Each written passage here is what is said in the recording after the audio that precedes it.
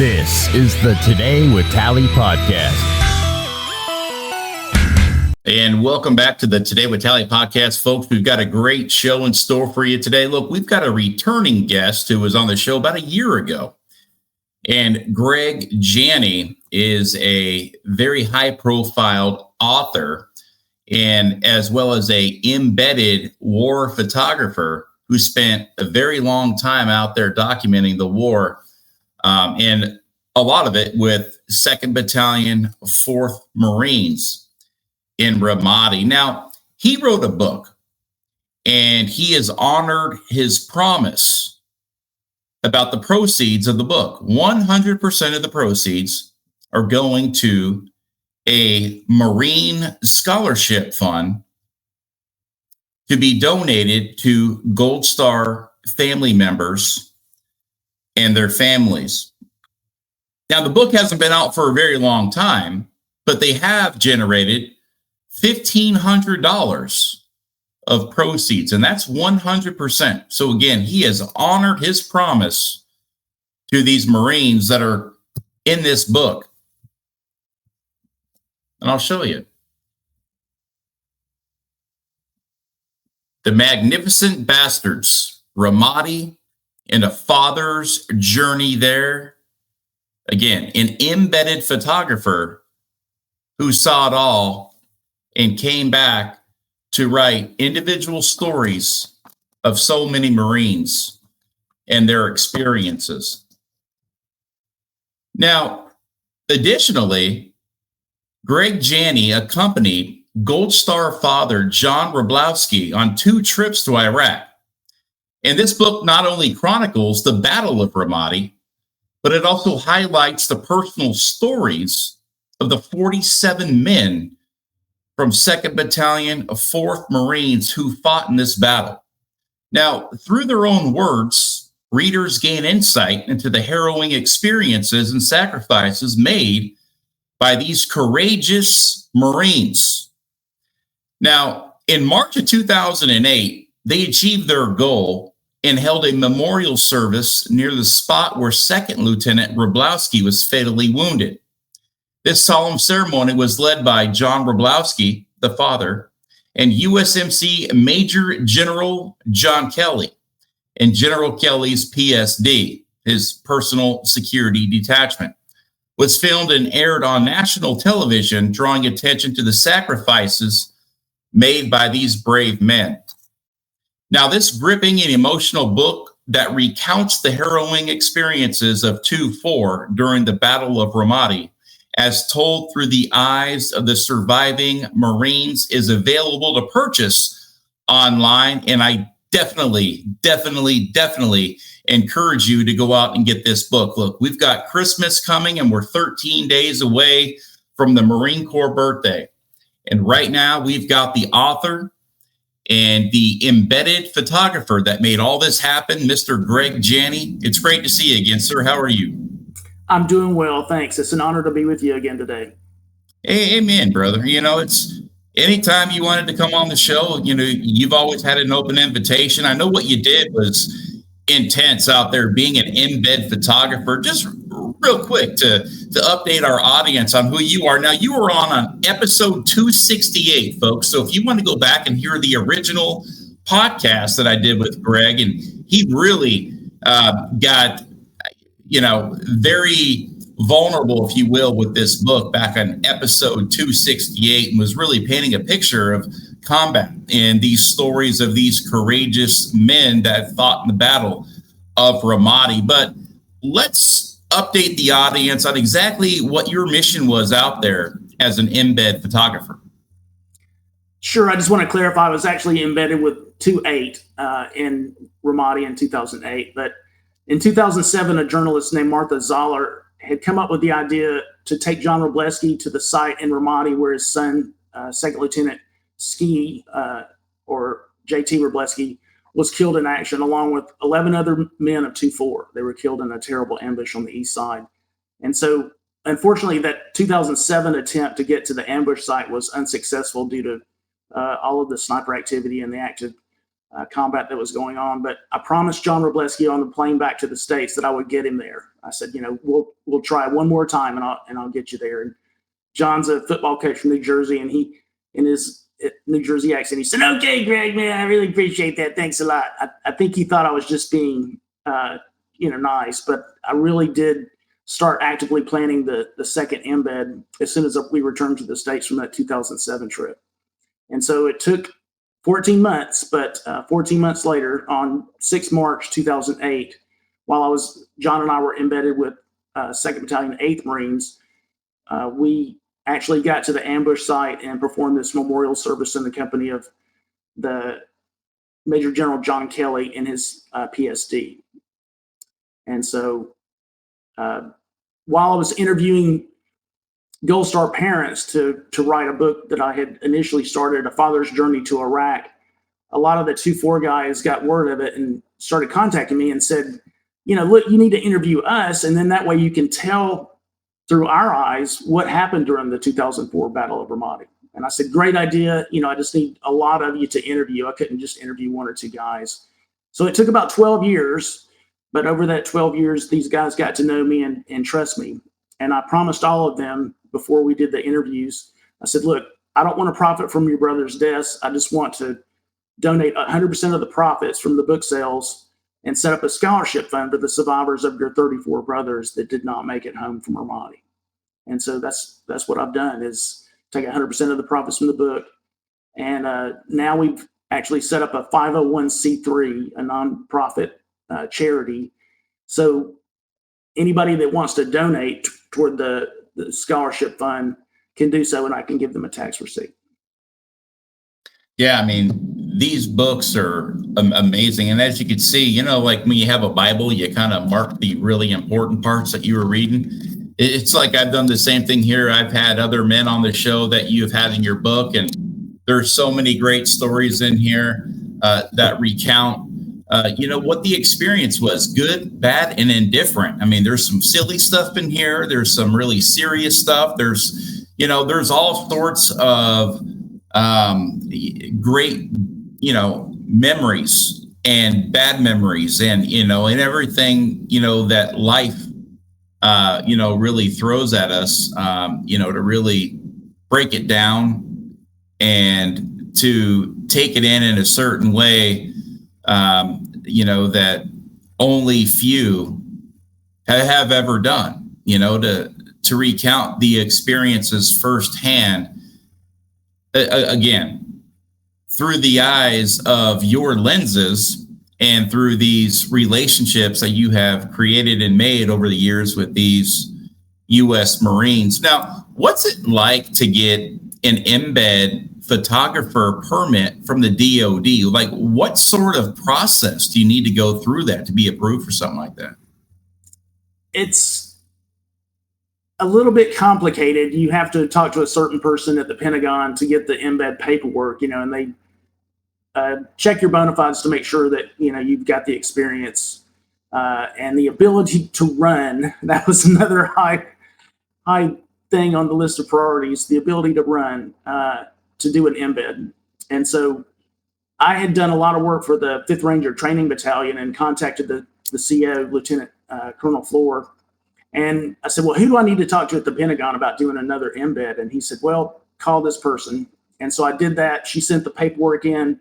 And this is where a little bit of subterfuge came in. I actually listed Gold Star Dad John Wroblewski as my photography assistant because the Department of Defense, the Department of War now, doesn't really look very kindly on taking a parent of a fallen soldier or Marine to a combat zone. So I listed him as my photography assistant and then raised the money to pay for the flights and scheduled it actually during a time that I was going to be on spring break from college. I went back to school as an older student, and we scheduled the embed during the time that I was on spring break from Piedmont University.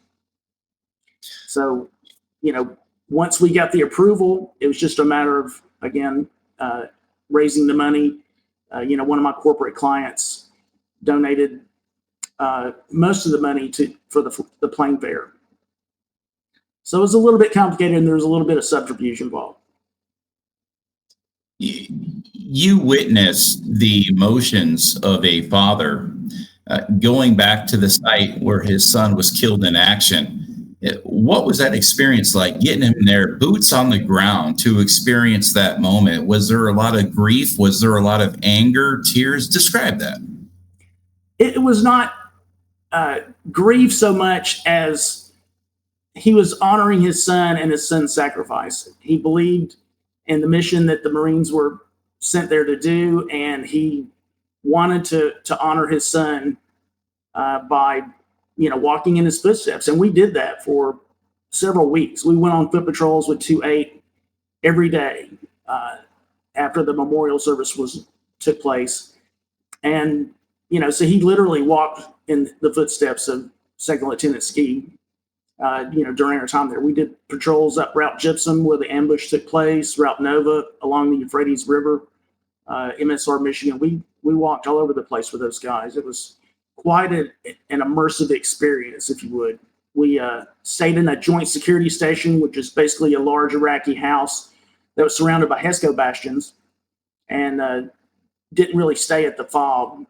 So we had a great experience, and these guys treated us like family. Greg, as far as you know, has there ever been another Gold Star family member that actually went back to Iraq or Afghanistan to honor their own fallen? There was one other attempt that I'm aware of, but as far as I know, no other parent actually visited a combat site in Iraq. So, extremely unprecedented what you did, and the strategic way you did it by putting him down as a photographer assistant. I just love that thinking outside the box mentality of you and saying, hey, look, we're going to get you back one way or the other. Here's the camera, learn how to use it. And by the way, you're going to be my assistant. That's the ticket on getting you back to the memorial site, or back to where your son was killed in action, fighting, for the good of not only the people in Iraq, but here in the United States of America, keeping us a free and prosperous nation. So again, that's extremely honorable what you did. And again, way to think outside the box like a Marine, right? Improvise and get things done, and and ensure that you're going to get this father over there to deliver on your promise on saying, if you want to go, I'm going to get you there. And this is how we're going to do it. We're going to begin the plan. We're going to arrange the plan. We're going to make the plan. We're going to complete the plan. We're going to issue orders, and we're going to supervise a complete BAMCIS, right? I love it. That's amazing. It was quite an honor to have pulled it off. And, at one point there was a moment of reckoning. My public affairs officer called us when we were at the Press Information Center in Baghdad and said, okay, I've got you scheduled to get on a helo at 0200, go to LZ Washington, and then I'll meet you at Camp Fallujah at the little airfield there. And I said, okay, that's great, as long as I can get transport to Ramadi. And he says, no, they're doing a unit changeover in Ramadi. You're not going there. And I said, well, sir, I have to get there. I've got grid coordinates I'm trying to get to in Ramadi. And he said, for what? And I said, well, my assistant is actually a Gold Star dad, and his son, 10 other Marines and a Navy corpsman were killed on Route Gypsum on 6 April 2004. And I'm trying to get to the spot where his son fell in combat to do a memorial service for these men. And there's a very long silence on the phone. And at this point, I'm thinking, we might be sent home at this point. And Master Sergeant Ellbrock said, well, get on the helicopter. We'll talk about it when you get there. And so we flew to Fallujah, and by that time he had passed it on that chain of command. Major General Kelly got word of it and said, if Janney has made it this far, I'll get him the rest of the way. And so the rest is history. He actually personally escorted us to the ambush site along with his PSD. That had to have been extremely difficult to get a two-star, involved in this. That's not an easy task. I wasn't involved in that process, but I was and am very grateful to Major General Kelly for making it happen. He didn't have to do any of that. He was. No. He put himself way out there, and and that just goes to show, what that general is all about. And in keeping it in the highest traditions, in the United States Marine Corps, on taking care of his Marines, and, affording a father an opportunity to do something like that is, I mean, really, it's history, and you really write about it in this book. And as you promised these Marines, all of them, isn't there over 40 stories in here? 46 interviews with Marines and corpsmen. And you promised these guys that, hey, look, you're going to come in here. I'm not going to profit from you. I'm not going to profit from the story. I'm not going to profit from the deaths of Marines that gave everything for this country. But what I want to do is I want to tell these stories so they're always cemented in history, and this can be passed down for generations to come, so everybody can know exactly what happened and know all these stories. Like I said, the funny ones, the heartbreaking ones, the wrenching ones, the ones that keep you up at night. But you said, hey, look, when we do this, I'm not going to profit 1 cent from this book. 100% of the donations are going to go toward the second to none Marine Scholarship Fund that you have established, a 501c3. Now, to date, we have $1,500 that you are donating. It's going to be your first donation. What was the process like on finding your first recipient of this $1,500 that has been raised through your proceeds? One of the 2-4 Marines, Bob Gibson, has been instrumental not only in helping me set up the interviews and introducing me to some of the other 2-4 Marines, but he's been actively involved after the process too. And so when it got time to do the scholarship award, I said, look, I need you and some of the other 2-4 guys to form a little committee and make the decision as to which Gold Star family will receive the scholarship. And that way, it's an objective decision. I'm not involved. I know a lot of these Gold Star families, and I wanted some of the 2-4 guys to actually make the decision about who received the monies. Excellent. That's a very fair way to do it. It's you've written it, and you've given these Marines and their family members a lot of closure through this book. And again, keeping memories alive, because look, they're only gone if they're forgotten. Exactly. So the best way to do this is to celebrate their memory and to actually say, we have even raised some funds that could help a child of a fallen family member. These are Gold Star children, and they deserve a lot. And unfortunately, a lot of the times through the federal government and the channels, they're not given a whole hell of a lot for the sacrifice of their father or their mother, or whatever it may be, through what happened when they were serving our country. And so for you to do something like this, again, to not make not 1 cent and to give 100% of the proceeds to a child for a scholarship fund that could come in very handy, down the road, again, is extremely the honorable thing to do. Now, when is this going to be? Look, we're not far away from the Marine Corps birthday. Is this something that you're going to be doing on the 250th celebration of the Corps' birthday, or is this coming after, soon? When is this going to happen? Ryan, that's an excellent suggestion about doing it on the Marine Corps birthday. I had promised or planned actually to do it on Veterans Day, 11 November, but that's a great idea to do it on the Marine Corps birthday. So I might adjust, but it'll be done one of those 2 days, on the Marine Corps birthday, or 11 November is the initially scheduled date to do the presentation. And I'll do it through Facebook Live or some other mechanism, so I can get that posted online so everybody can see. The family has been selected by Bob Gibson and the advisory committee, but I've not made an announcement as to which family member that's going to go to. But it is going to a child who, are they graduating high school this year and going into college? Is that what it is? Yes, this young man is actually starting his first year of college this year. So I think it'll come in handy to help him with expenses and books. if you've had a kid in college, I actually had 3 in college at one time. It's very expensive. You think raising them is expensive, but wait till they get in school.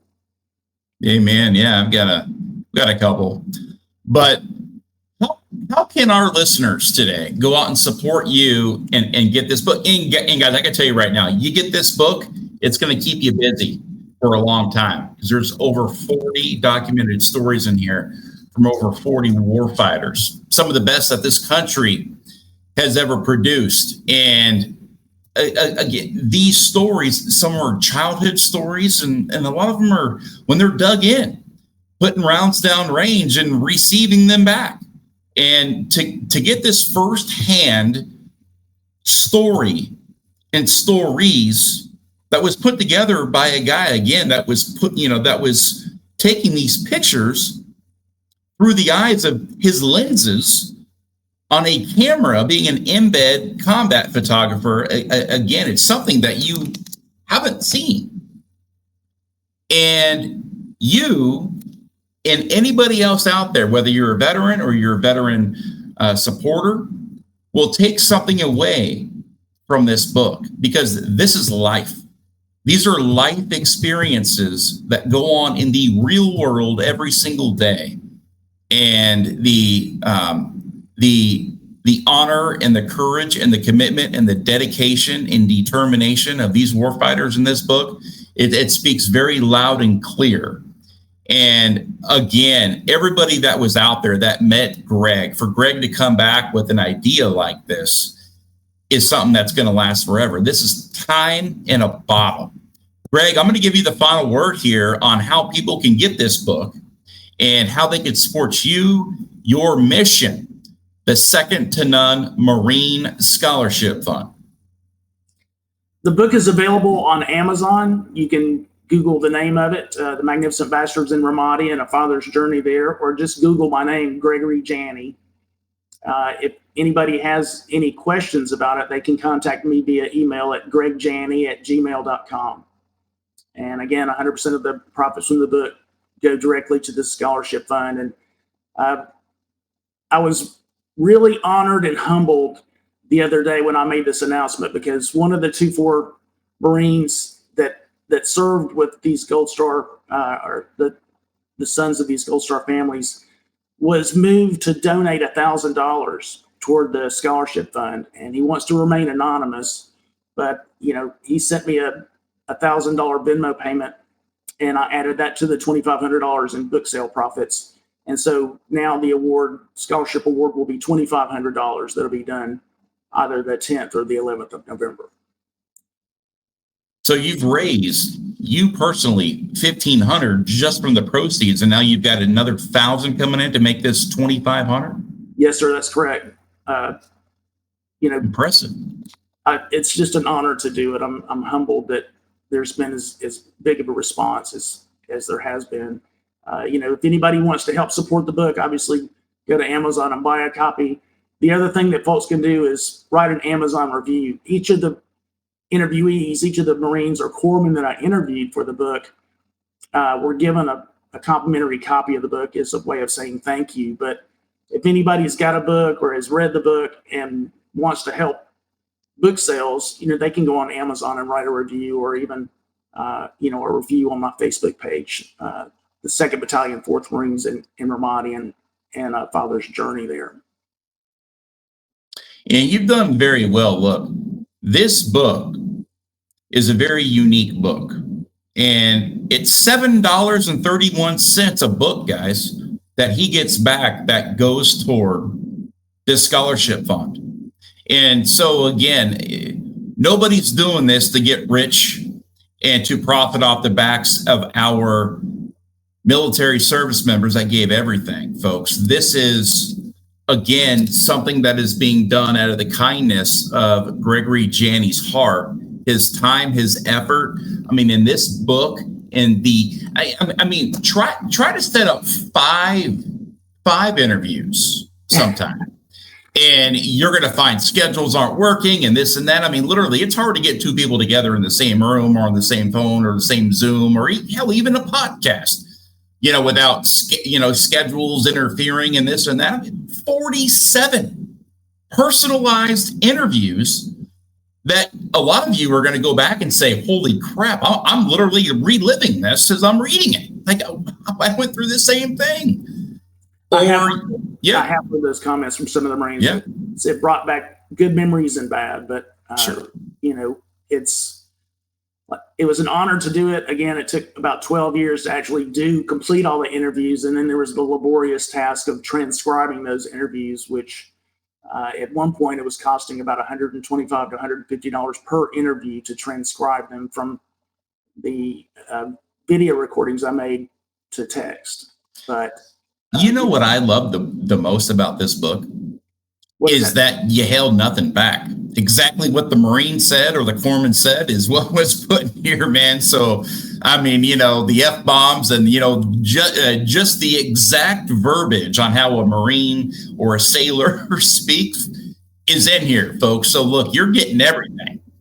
And, again, you will not be disappointed in what you see in here and what you're hearing when you're reliving these types of conversations that you've had with other folks, over the years. But you know what? I think, too, look, we have got an epidemic in this country, folks. Over 20 years of war on this specific Operation Iraqi Freedom and Operation Enduring Freedom, OIF and OEF. And we've got 22 to 40 veterans a day that are taking their own lives. And, I bet the 47 Marines that you talked to, I bet this was very therapeutic to get a lot of things off their chest to really, because what they say is a lot of the times in healing, when you're healing through traumatic type situations, and especially through combat, is to talk about it. And a lot of these guys don't talk about it. So by you giving them an opportunity to not only tell their story, but for them to get it off their chest, to put it down on paper, I bet was extremely therapeutic for these guys. I had several of the guys tell me that it was helpful to them to relive those experiences and share them. It's cathartic in some respects. So I was just honored to be the vessel to pass on those stories to the public. You are the conduit that put this book together. Guys, check it out today. You will not be disappointed. The Magnificent Bastards and Ramadi and a Father's Journey there by Greg Janney, and also the founder of the Second to None Marine Scholarship Fund Incorporated, that is now a 501c3 to give back to these fallen Marines and their Gold Star families. Greg, thank you so much for joining us today, man. And I wish you nothing but the best here in the future days to come for you. Again, Tally, it's an honor to be on your show. Thanks so much for your time and sharing the stories about the book. This is the Today with Tally podcast.